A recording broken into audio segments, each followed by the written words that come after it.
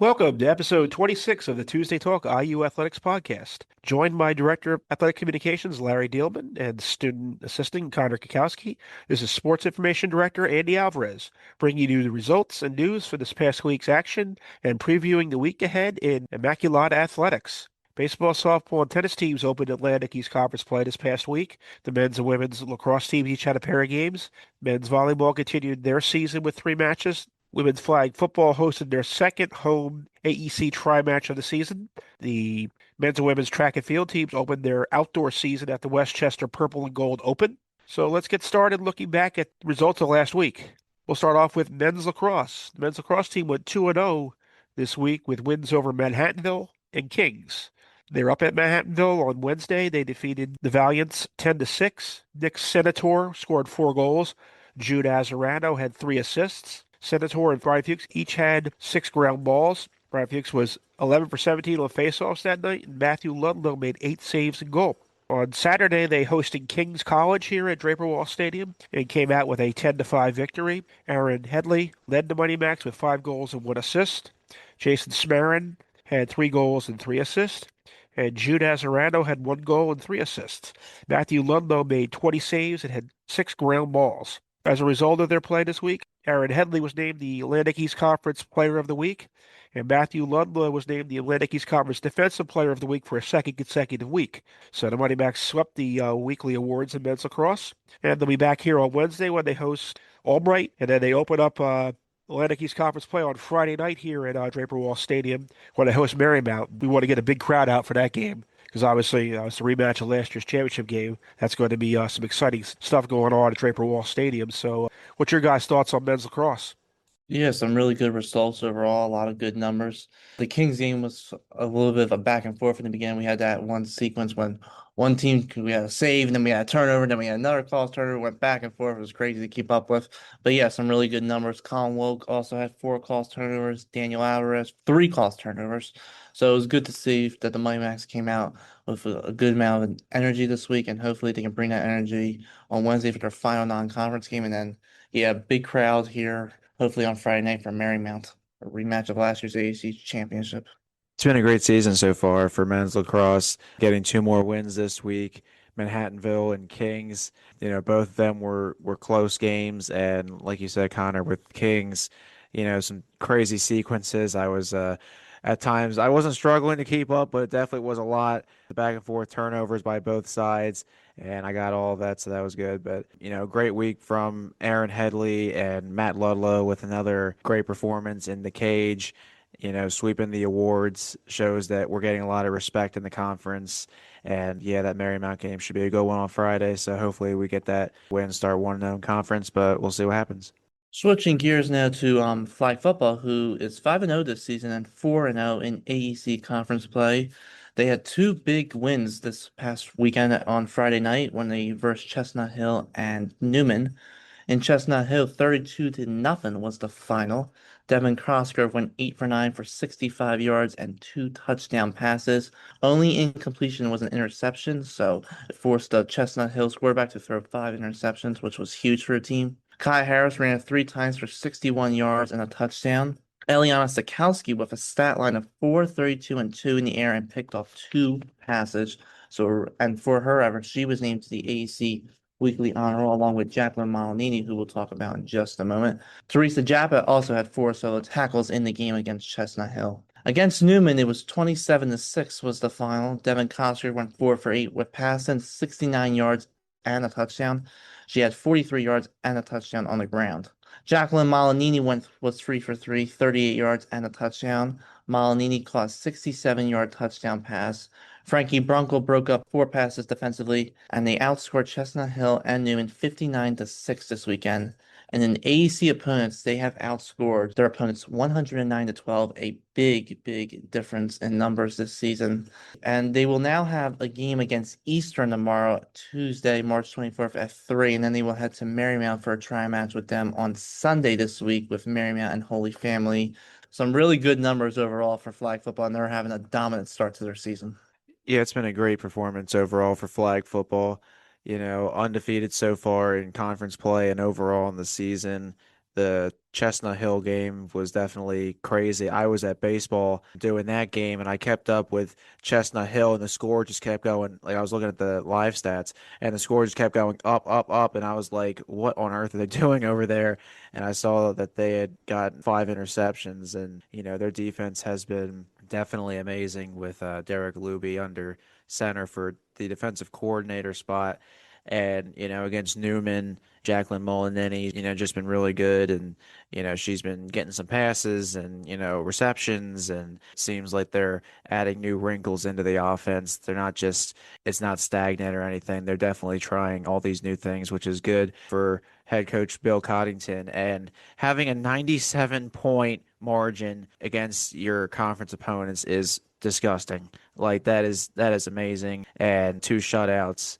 So we'll see how they do against Eastern. They should be one of the top teams we see this season. And now tomorrow just being the single match, obviously all your focus is going to that. We'll see how they do and see how they do for the remainder of the season.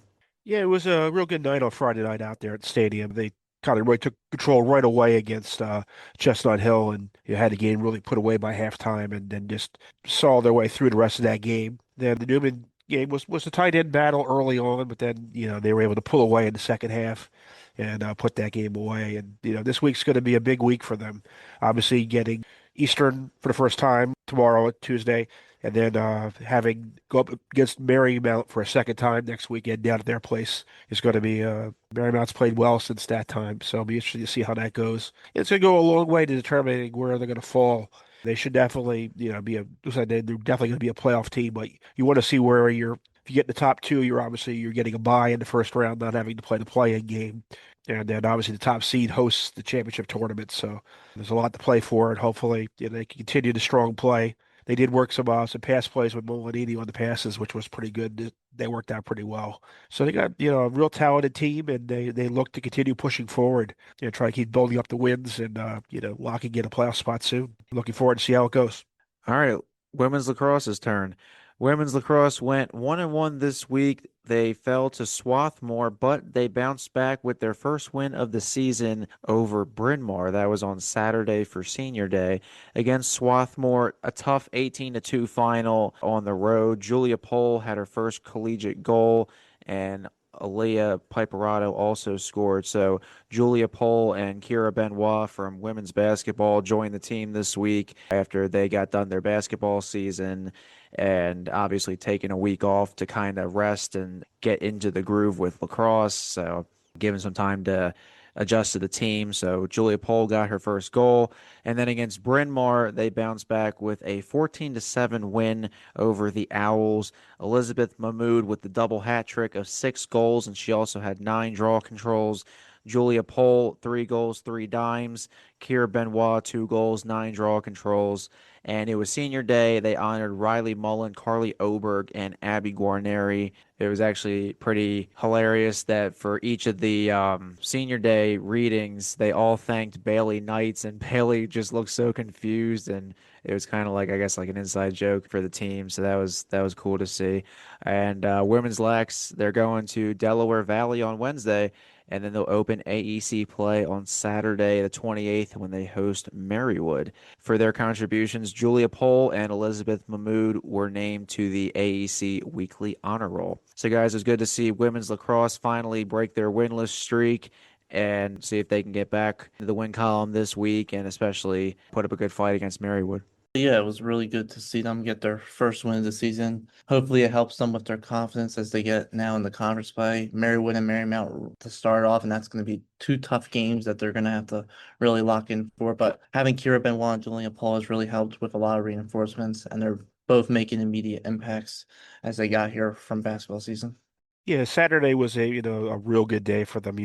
Wednesday night down to Swarthmore was obviously difficult. Swarthmore is a very good, well-coached team, and they were very relentless. And the team worked very. Having me down there that night, take some photos, and the team worked really hard. And you could see coming into Saturday that they were going to have a lot more confidence the way they played, and they were really able to come out and execute on the field and make things happen. It was good to see them get that win. It was also good to see your seniors like Riley, Carly, and Abby Graneri that have been here for 4 years have gone through the battles, and it's good to see them get that victory. Carly got to score a goal on her senior day, which was nice for her. And, it's good things. And, you'll hear later in the show when we have Elizabeth Mahmud and Alexa Marczak were our guests this week on the podcast. And they'll bring a lot of good insight about the team and where the team is right now and where they may be heading. We talked to them later on in the show, but it was a good day. Obviously Elizabeth Mahmud continues to show why she was at the level she was at before she was here with her abilities, and then adding in two new good attacking players has really helped this team. And I think, hopefully they're going to see some good things coming going forward. Moving along to men's volleyball. Men's volleyball went into this week with a win over Newman, and then a non-conference loss to Eastern, and then a conference loss to Lancaster Bible, who is the number one seed right now in the United East Conference. On Tuesday, they defeated Newman in the United East Conference match 3-2 with a reverse sweep. So they went down the first two sets and then stormed back to win three straight. First time in program history that Immaculata has won a match in a reverse sweep. So that was great for them to be able to battle back like that. Luke Dortenzo set a program record with 52 assists. Josh McGurl broke his own single match record with 24 kills. And Alex Corsone's at one point came in and served 9 straight points for the Money Macs. So that was a great win for the Money Macs. And it was good to see them be able to pull off the reverse sweep and beat your rival. That's always a lot of fun. Thursday night, fortunately, they ran into a very strong Eastern squad in the non-conference match. They lost 3-0. Noah Zinski had 6 kills. Luke Dortenzo, 11 assists. Michael Prohl had 9 digs. And then Saturday, they ran into a really good Lancaster Bible team. And, Lancaster Bible was able to beat them 3-0. But, they do have some matches this week. They have Valley Forge and Carrollton this week, 2 of their final 3 United East Conference matches. And they have an opportunity to, lock in a United East Conference playoff spot. With like one more win, we'll lock that in for them, and then they'll be able to try to compete for one of the top 2 spots to try to get a bye in the first round and possibly host a conference playoff match for the first time. So some good things for men's volleyball. Yeah, the Newman game was a really fun game to watch. Seeing that reverse sweep was pretty incredible. And then especially in that fifth set when they were down, I think 2 points again, Newman was about to close it out. They came back strong again. Elliott called a timeout right then and gone back in, and that's when they scored and won. What was it, 15-13, something like that? But it was a really fun game to watch overall. Yeah, that was a good match on Tuesday with Newman. And, to storm back like that, they were really getting the momentum on their side. The crowd got into it. And, it was good to see getting that conference win. And I believe at this point, now that they have 4 conference wins, they are guaranteed at least a 500 record in conference play, which is great because, they have not been in a conference the last couple years. And they're already showing that, they belong here in the United East. That Lancaster Bible one was definitely a tough one, but they're the number 1 seed for a reason. And hopefully tomorrow against Valley Forge, they can keep that momentum going. They beat them once this season. Now, what's weird about that Valley Forge match, they played them earlier in the year. It was non-conference because they played them twice. This one will be conference. So if you want to think about it, technically they've already beaten Valley Forge, just not in a conference setting. And Alex Corsones will be racking up another senior board with volleyball as he will be in tennis. Hopefully we can keep that momentum going in this last week and a half of the volleyball regular season. All right, let's switch over to baseball. Baseball went 1-2 this week with their Marymount Weekend Series. They lost on Friday. They won the 7-inning game on Saturday and then fell in the second half of the doubleheader. So 6-4 on Friday was the defeat. 10-3 on Saturday was the win. And then in the second part, it was a 7-2 defeat as well. Friday, Alex LePage went 6 innings. I believe he had 100 pitches. 7 hits allowed, 1 earned run, and 8 strikeouts. He was on a heater. Matt Passerini, Luke Hardnock, Logan Barr, and Ryan Nace all had RBIs. On Saturday, Thomas DeSarno with a gem on the mound, 6.1 innings, 5 strikeouts, only allowed 6 hits, and 2 earned runs for the win. Danny Nacito, 4 for 4 with 2 ribbies. Bobby Woodward, 2 for 4 with 2 RBIs, and JT Luther had 2 RBIs on 1 for 3. And then Saturday, the second half of the doubleheader, Bobby Woodward and Danny Nacito both drove in runs.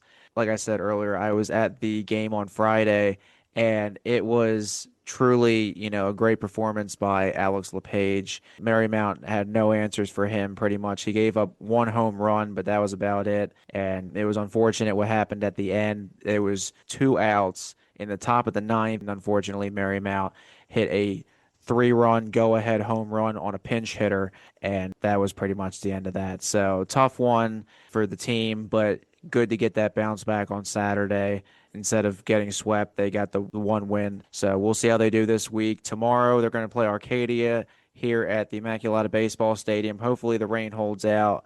Hopefully, we don't get postponed again. And then the Friday, Saturday, their weekend series this weekend will be against Gwynn and Mercy. We are hosting the doubleheader this time. So make sure you pack the baseball stadium for that one. But guys, tough one on Friday, but good bounce back on Saturday. Yeah, obviously that Friday game was hard to take in. I mean, especially when you are 1 hour away from it. But again, you remember these are the defending champs coming in. You know what was your task was. But good to see them bounce back in the doubleheader on Saturday in game one. And obviously game two didn't go our way, but a lot of good things to look at. Alex LePage, strong in the mound, so was the Sarno. So hopefully that keeps them in momentum, maybe in potential for that one season host the tournament later this season. Yeah, it was a Friday was an unfortunate where you lose the lead late, but obviously you're right there in the ball game, and then you get the first game of the doubleheader. Second one, you kind of working more of a bullpen type game in that game, and it just just didn't work out for them. But still a 1-2 start, and you could have easily won a second game of that series. So a lot of positives out of that. And then obviously it's a big, huge series this weekend with Gwynedd. You want to try to get 2 out of 3 in that one at least to have a tiebreaker on another team in the conference. So people don't understand that only 4 teams make the playoffs in baseball and softball now. So it's a battle for those 4 playoff spots. Try to get in. So every series you don't win, you put yourself at risk and possibly being on the outside. So it's a big series. Hopefully, baseball will get it done. Moving over into softball. Softball, unfortunately, has had a problem with a lot of, like kind of the last 4 outings in this area have been lost due to the weather, unfortunately. Whether it be Stockton, Wilkes, and Alvernia, seen rainouts, so that's kind of hard for them. They opened up Atlantic East Conference play down in Newman on Saturday. They fell in game one of the doubleheader and then lost in the final inning 7-6 in game two. Natalia D'Onofrio had scored 2 runs in game one. Emma Pinto had 2 hits and 2 RBIs. Sarah Pearson started on the mound, struck out 3 batters in 3 innings. Game one was close through the first 3 innings of the game, but Newman pulled away in the sixth with 5 runs. Carly Karcher, Jamie Green, Isabella Bastella, and Alexis Andrade each logged 2 hits in game two of the doubleheader. Newman actually jumped out to a 5-0 lead in game two. A 6-run sixth inning brought Immaculata back in the game. Ricuzzo Tarawinga tied the score at 5-5 with a 2 RBI triple.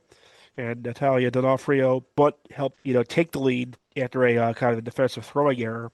Aubrey Sider went 4 innings on the mound with a strikeout. The Knights, unfortunately, were able to win on a walk-off at RBI single in the bottom of the seventh. And scheduled to play Penn State Abington on Tuesday in a doubleheader at 2:30. Obviously, weather depending. Kind of a tough start for softball and back in this area after a good tournament down in Myrtle Beach. But hopefully they'll be able to turn things around in the next couple games, guys. Yeah, I mean, tough one against Newman, but that game two definitely was a good battle. And seeing, that two RBI triple, just sometimes you can fight your way back in a game slowly, and sometimes it happens all in one inning, as we saw with the latter option there, with the two RBI triple and then a defensive error leading the Mighty Macs getting that slim 1-run lead. And then, of course, Newman got the win in the bottom of the seventh. Tough one, but definitely was a battle. Game one just kind of got away from them. And like you said earlier, with all these rain outs, it's been tough to kind of, I guess, find consistency with the schedule at the moment. And so we'll see if they can play tomorrow, Penn State Abington, and see how they do for the rest of the season as we get closer to conference play. Yeah, it is unfortunate with the weather. Just keep messing everything up with their games.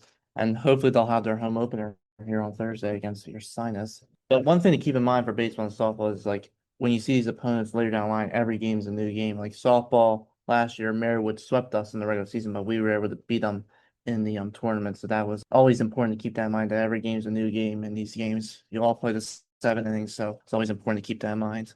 Switching gears now to track and field, who both men's and women's opened up their outdoor season this past weekend. They took part in the Westchester Purple and Gold Open. On the men's side, almost every participant in the men's track and field set a PR, which is pretty awesome. Connor Kikowski placed eighth in the 5,000 meters at 18:12:06. Jason Cantorino came in 13th in the 5K at a time of 20:16:65, a PR for him. Colin Corkery came in ninth in the hammer throw at 36.5 meters. That's a PR record and IU record. And he actually set the IU record on his first throw and then broke his own IU record on the second throw. He also came in ninth in the discus at 37.3 meters. That's a PR and an IU record. He set the IU record twice in that as well. And Dylan Cruz came in second in the long jump at 6.7 meters, another PR and an IU record. In the women's side, Joni Lauer finished 16th in the hammer throw at 24.89 meters, also an IU record. Everyone's getting the trend here. Aubrey Donahue came in second in the 5,000 meters at 18:44.35. And guess what? That was an IU record as well. Brianna Caldwell finished 23rd in 400 meters at 14.04 seconds, another IU record. And Abby Grillo, picking up right where she left off on the basketball court, she took eighth in the 400 meters at 1 minute and 83 seconds and broke an IU record in her first collegiate race. The men's and women's track and field team heads to Lebanon Valley for the Blue and White Open on Saturday, March 28th, with events beginning at 10 a.m. Lebanon Valley has a brand new track that they just inputted, so it's going to be good for our teams to get on there. But a lot of IU program records were broken at this first meet, so a good start for them.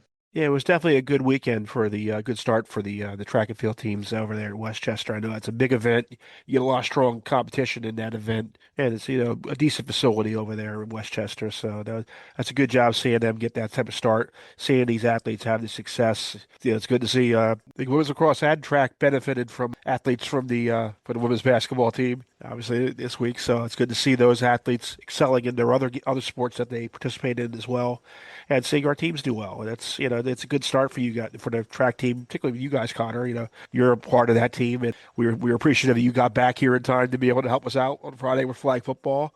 The Kikowski family was huge for us this weekend, with his sister Brooke helping us up in the press box with flag football, and then Mrs. Kikowski coming in right on time with a pizza for the press box staff that day. So that was a big Thanks, Mom. yeah, that was clutch.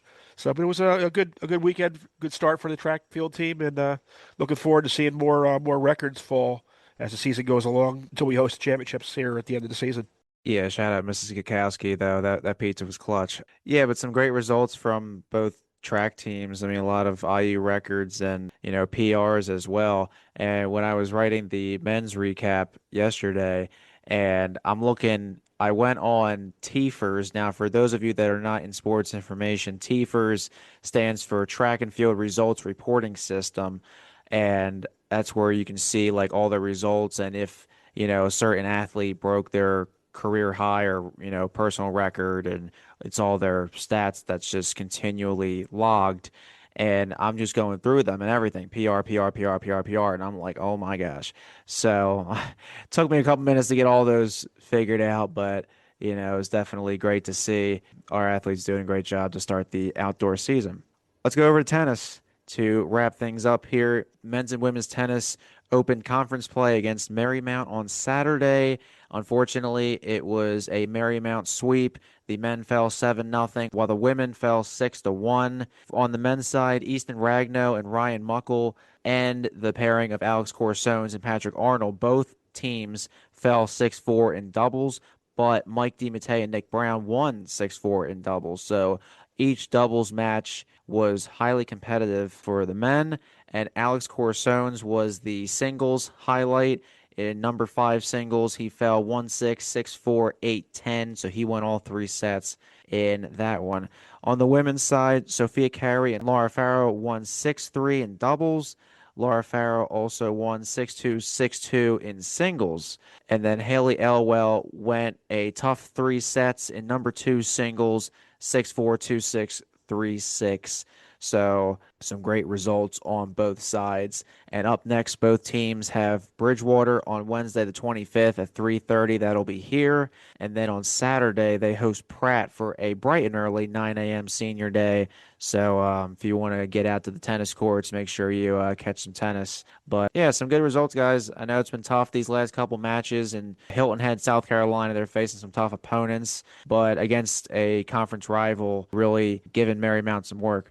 Yeah, it was a kind of a good tough day, but some good results for some of the players, and hopefully they'll be able to bounce back and have a couple other matches where they'll have some better results in and everything like that. I think now will be a good time to bring in our guests, Elizabeth Mahmud and Alexa Marczak of the women's lacrosse team. We'll be back to talk with them after this quick break on the Tuesday Talk IU Athletics podcast.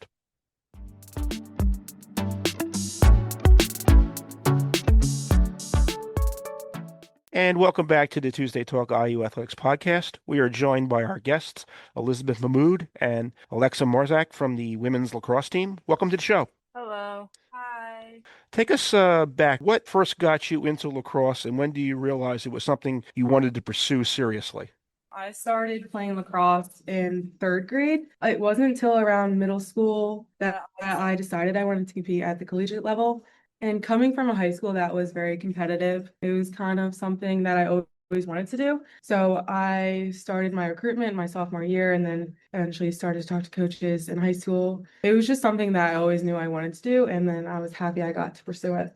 I didn't start playing lacrosse until I think sixth grade. My dad introduced me to the sport. He was my first coach. I loved it right away. I grew up thinking I wanted to play in college, and then I kind of shifted my focus to field hockey in high school. So I committed here to play that, and then I didn't decide to play here until my sophomore year when a goalie senior on my field hockey team, Ashley Finkbeiner, convinced me to start playing again. So, Liz, you came to Immaculata from St. Francis, and they are currently a D1 school transitioning to D3. And ironically enough, you guys played Delaware State last year, and I came from Delaware State. What are your thoughts on going from D1 to D3 competition? Obviously, D1, it's just a lot more high pressure situations. D3, maybe not as highly competitive as Division One, but what's that transition been like? Yeah, definitely. Coming from St. Francis to Immaculata has definitely been an adjustment, but also a really positive one. At the Division One level, everything is very intense and structured around athletics, which did push me to grow as a lot as a player. But moving to Division Three, I found a better balance between academics, athletics, and also my personal life. But the competition is still strong, but the environment feels more focused on overall development and the love of the game. It's also given me a new perspective and allowed me to enjoy playing a different way while still competing at a high level. Alexa, you kind of already answered this question, the first one, but you said you joined the women's lacrosse team your sophomore year after playing field hockey in the fall. So, like, when Ashley tried to recruit you to come back to the sport, what made you really want to get back into it? Yeah, so after focusing on field hockey and committing to Immaculata to play that, I honestly didn't really think I would play lacrosse again. But Ashley pushed and pushed basically my entire sophomore field hockey season to start playing lacrosse again. And I'm really glad that she did, because once I started again, it really just reminded me how much I loved it and missed competing in that sport. So it felt right just to get back into it. Ashley Finkbeiner always doing her convincing. Yeah, she was definitely a big personality around here. What are your thoughts on Saturday's win over Bryn Mawr? I thought we had a lot of energy going into the game. Obviously, it was senior day, so a lot of us girls wanted to win that game for our seniors because they've just put in so much work and effort into this team. It also was a beautiful day. We don't get a lot of those, so I think just the overall vibe of Saturday, everyone was so excited, and we went out there and really got it done. I think we had a lot of adjustments at practice over the week before that game, so I think we also went to the game very prepared. Yeah, Liz pretty much covered it. I think we really all just wanted to win for our seniors. So it was a great team win. And I think it showed how well we can play together when everything really clicks. It was a good day. And I was at your guys' game the other day at Swarthmore. Even though it was a difficult game, I did see the hard work the team did put in. And, everybody really worked hard. It's just they're a very high level team. So that was a good day for you guys on Saturday. I was glad to, the seniors would, particularly one side, Riley and Carly that I dealt with, and Abby, their entire careers, they started the same time I started here too. So that's nice to see them have that success on that day. This season obviously has some challenges with it. You as a team, you guys seem to be having a lot of fun together. You're enjoying the moments. What do you enjoy most about playing with this team right now? I think the best part of playing for this team is just how close we all are. Even through the challenges and harder games, we always support each other and keep things positive. So that makes it a lot of fun to be around the team every day and just keep getting closer. Yeah, I agree with Alexa. I was actually just in class with Abby and Bailey, and we have off today, and they were saying how we wish we had practice today, which you don't really hear a lot because we just have so much fun as a team. And while we do work really hard, it is a lot of building relationships at this level and just kind of getting to know these girls. And at the end of the day, it's the relationships you make along the way. So I think that's what a lot of these girls play this sport for, is to have that community and to have those friendships. You guys have had two players join you in the last week from the women's basketball team, Kira Benoit and Julia Pohl, just wrapping up their NCAA tournament appearance for basketball. But what has those additions brought to your team overall? Because it seems like they're making immediate impacts.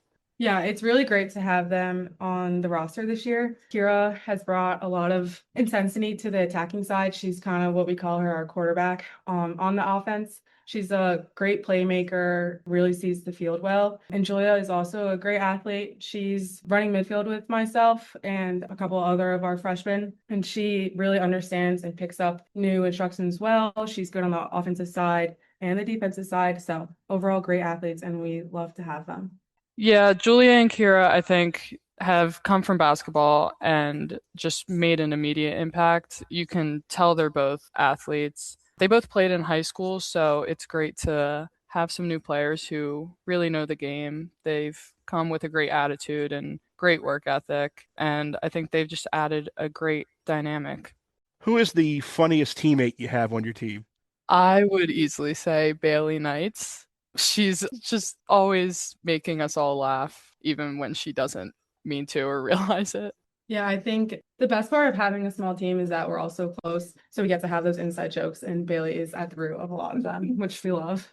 We didn't realize that Bailey Knights was the MVP the other day for senior day. Everybody giving her a shout out. She was the MVP for us in the first flag football try match too, up in the press box, dealing with all the craziness, running down every play for us. So picking up on that, who do you guys think brings the most energy to the team? I would honestly say the girl sitting next to me, Alexa.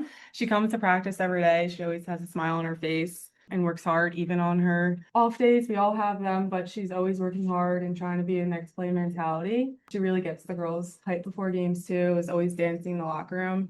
So I think she's a good teammate to have on our team. Going off of what Liz said, I would also say that I think she brings a good amount of the energy to practice and before games. She's always dancing right next to me in the locker room and also trying to get everyone super excited for game day. Who would you say is somebody on the team that deserves more recognition or is kind of like underrated, flying under the radar type of thing? I would say Carly Oberg. She has really made a huge impact this season on defense, offense, during our transition, really all over the field. She's really been just a rock for our team this season, all over the field. I think also staying on the defensive side, Riley Mullen, having two seniors that really understand our defense well is something that really flies under the radar because it's such a difficult job to kind of keep everyone in check and, being in their spots. And they're also both a good force in our transition. Also being captains, like they're definitely both leaders and we really rely on them for a lot of our defensive unit. What's something in your game that doesn't show up in the stat sheet, but you guys take pride in when you guys are playing this sport? I think personally, my ability to always lift up my teammates, whether it's making a mistake or just getting down on themselves, I think I do a good job of trying to lift them back up and help them focus on the next play. I also agree with that, but also something that people don't really notice is kind of draw work. A lot of times redirecting the draw is a big part of the game. So when I personally take the draw, I like to put it into space and I like to get it to my teammates. That's something that a lot of people don't notice. It's a really important part of the game because if you don't run the draw, you can't really do much with it on attack. So I think redirecting the draw and having a strategy going into the game for that is something that goes a little bit unnoticed. As the team enters conference play this week, what is one goal for the rest of the season that you have for this team? I think coming out onto the field like we did on Saturday is really important for us. We had a lot of energy, and I think we haven't really seen that all season. And also, like keeping our confidence and composure on attack and not really creating a lot of turnovers that are unnecessary. I think having possession of the ball is a really important goal for us.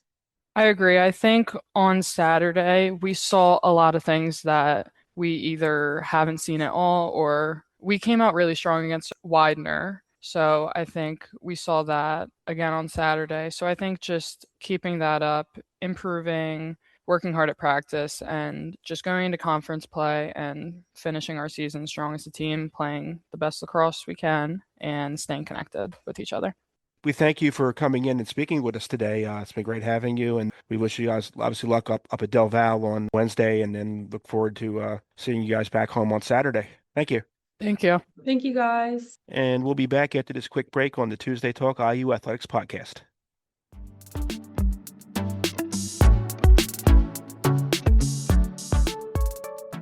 And welcome back to the Tuesday Talk IU Athletics podcast. It was another good show this week, guys, and look forward to another good week, hopefully, in Immaculata Athletics. That will wrap it up for this week, and we hope you will join us next week on the Tuesday Talk IU Athletics podcast. Rollbacks.